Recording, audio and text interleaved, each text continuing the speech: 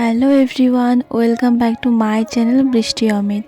তোমরা সবাই কেমন আছো? আশা করছি তোমরা সবাই অনেক ভালো আছো, আর আমিও কিন্তু অনেক ভালো আছি। তাই আমার নতুন একটা ব্লগে তোমরা সবাইকে ওয়েলকাম। তো চলো দেরি না করে আজকের ব্লগটা এখান থেকে স্টার্ট করছি। আর আমি কিন্তু সকালে উঠে গেছি, আর এই ব্লগটা কিন্তু অনেক কয়েকদিন আগের ব্লগ, কারণ মাঝখানে একটু প্রবলেমের জন্য ছাড়তে পারিনি। তো এই ব্লগটা কিন্তু অনেক দিন আগের, তো ওই ব্লগটা এখন ছাড়ছি। আর এই ব্লগে যেটা হচ্ছে সেটা তোমরা ঠিক দেখতে পাবে, আর টাইটেল আর থাম্বনেল দেখে তো বুঝিয়ে ফেলেছো।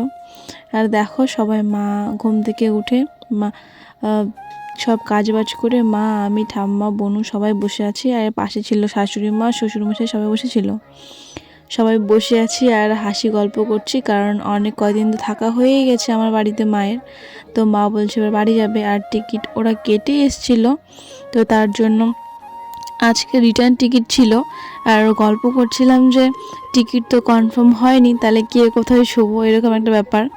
কারণ আমরা 3 জন ছিলাম, 3 জনের তো 3টে টিকিট করার, আর বোনও তো ছোটো ছিল, তার জন্য বোনোর টিকিটটা করা হয়নি। আর এবার থেকে এলে বোনও হয়তো করতে হবে। তো গল্প টল্প করে কিন্তু ওরা পরে আবার শুয়ে পড়েছিল, কারণ রাত্রিবেলা তো সবাই ঠিকমতো ঘুমাতে পারবো না, আর এসি হয়েছে, ফুল কনফার্ম হয়নি। তার জন্য বললাম তোমরা ঘুমিয়ে পড়ো, আমি রান্নাবান্না করি না, তারপরে আবার খাওয়া দাওয়া করবা। তো আমি কিন্তু এদিকে রান্না করছিলাম মাংস আর অনেক কিছু। যেহেতু ব্লগটা ভিডিওটা আমার কয়েকদিন আগের, তো ঠিকঠাক কিন্তু আমি জানি না, ভুলে গেছি কী কী রান্না করছি।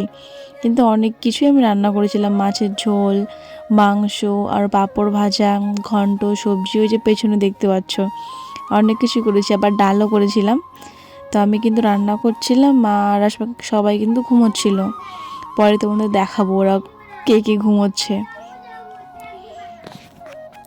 আর কি বলতো, আজকে আমি যেহেতু বাবার বাড়ি চলে যাব, সেহেতু একটা মনের মধ্যে আলাদাই, যে খুব যে আনন্দ হচ্ছে তাও কিন্তু হচ্ছিল না, অন্যবারের মতো সেরকম হচ্ছিল না।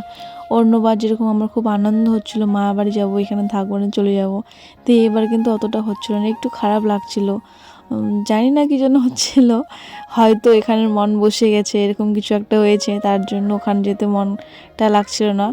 আর তার মধ্যে আমার কি বলতো, একটু লেট করে যাওয়ার কথা ছিল, আর তাড়াতাড়ি যাচ্ছি কারণ একটু প্রবলেম, তার জন্যই যাচ্ছি। আর দেখো, আমরা কিন্তু এখন বারান্দায় রান্না করি, কারণ আমাদের রান্নাঘরটা পেছনে এখনও কমপ্লিট হয়নি। আর গাঁথনি করা হয়ে গেছে, ইট গাঁথনি করা হয়ে গেছে, উপরে শুধু ছাদটা দেওয়া হয়নি। ছাদ বলতে টিনের চালটা দেওয়া হয়নি, তার জন্য বাইরে কিন্তু রান্না এখনও হয়নি। রান্নাঘরে কিন্তু এখনও হয়নি, ঘর পুরো হয়ে গেছে, কিন্তু উনুন টুনুন ওগুলো করা হয়নি, আর গ্যাস ফ্যাস নিয়ে যাওয়া হয়নি। এগুলো আমরা বারান্দায় করি। তো থাক, কয়েকদিন পরেই করবে, কারণ এখন একটু প্রবলেম, তার জন্য। আর দেখো এখানে বোনু ঘুমাচ্ছে, মা, ঠাম্মা সবাই কিন্তু ঘুমিয়ে নিচ্ছে, কারণ ট্রেনে ঘুমোতে পারবে কি, তার জন্য। আর দেখো সবাই এমনভাবে ঘুমিয়ে পড়েছে, কি আর বলবো। লাইট জ্বালিয়েছিলাম, তো ভাবলাম এমনি হয়তো দেখা যাচ্ছে ভালো। তারপরে কিন্তু আমি বুনুকে ডেকে নিয়েছিলাম, চল, মাংস তো হয়ে গেছে, তো কষানো হয়ে গেছিলো, তো কষানো মাংস খাওয়ার জন্য ওকে ডাকছিলাম, তো ও বলছিল না আমি যাবো না। তো পাশ থেকে কিন্তু ঠাম্মা বললো যা গিয়ে খাবার খেয়ে আয় যা। তারপর দেখো বুনু আর আমি বসে পড়েছি, আর ভিডিওটা কিন্তু আমার ভাই করে দিচ্ছে, ভাই দেওর করে দিচ্ছে। আর তারপরে কিন্তু গুড্ডুও চলে এসেছিলো। তো গুড্ডু তো বেশিরভাগ টাইম এখানেই থাকে, তো ছিল না, কোথায় যেন ঘুরতে গেছিলো, তোকে ডাকছিলাম পাইনি, তো দেখলাম পরে চলে এসছে। তো তিনজন মিলে, আর ক্যামেরার পিছনে ভাই, 4জন মিলে কিন্তু আমরা খেলাম। আর এখানে দেখো আমরা কিন্তু জামা কাপড় গোছানো হচ্ছিল, আর আমি কিন্তু 2টো ব্যাগ নিয়ে আসি, তার জন্য আমার একটা ব্যাগ আমি আগেই গুছিয়ে রেখেছিলাম, ওটা শাড়ির ব্যাগ, কী শাড়ি নেবো, ড্রেস নেবো, ওটা আগেই গুছিয়ে রেখেছি। আর ট্রলিতে শুধু দেখো মেয়েদের কি লাগে, আমার সোয়েটার একটা, আর হয়তো টুকটাক 1-2টা জামা কাপড়, আর ব্লাউজ, এই প্লাস্টিকটা কিন্তু ব্লাউজ, কারণ আমি ব্লাউজ খুঁজে পাবো না যে এটা কোনটা কোথায় আছে, তার জন্য আমি কিন্তু সব ব্লাউজ একটা প্লাস্টিকেই ঢুকিয়ে রাখি। এই ব্লাউজের প্লাস্টিক, একটা সোয়েটার, আর যত সাজুগুজুর জিনিস, সব কিছুতে কিন্তু আমার ট্রলি ভর্তি। মানুষ ভাববে ট্রলিতে কতই না জামা কাপড় নিয়েছে, আমি কিন্তু ট্রলিতে কোনোদিন জামা কাপড় অত নিই না, জামা কাপড়ের অন্য একটা এক্সট্রা ব্যাগ হয়, আর ট্রলিতে শুধু সাজুগুজুর জিনিস। আমার কথা, সাজুগুজুর জিনিস যেন ভেঙে না যায়। তো দেখো ভিডিওটা কিন্তু আমার বুনো করে দিচ্ছিলো, পরে ওকে ডেকে দিয়েছি। তো ভিডিও করে দিচ্ছিলো। আর সোফার মধ্যে যতগুলো ব্যাগ ছিল সবগুলো কিন্তু নিয়ে যাব, মানে সবগুলো আমার না, এই ট্রলিটা আর একটা ব্যাগ ওটা আমার।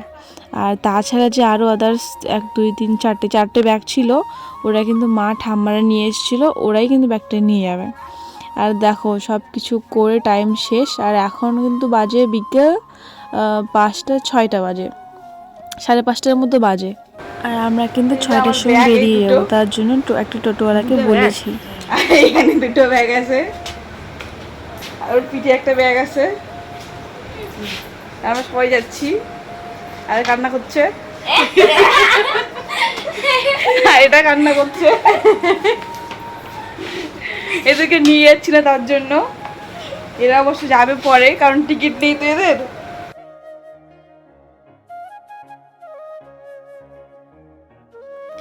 তারপর টোটো করে কিন্তু আমরা চলে এসেছিলাম চাঁদপাড়া স্টেশন। তো যতবার আমি বাবার বাড়ি যাই ততবারই কিন্তু এখান থেকে খাবার কিনে নিয়েই যাই। আর এখানকার ঘটি গরম, চিড়ে ভাজা, কপি ভাজা, এগুলো কিন্তু আমার ভালো লাগে খুব, আর আমার বাবারও খুব ভালো লাগে।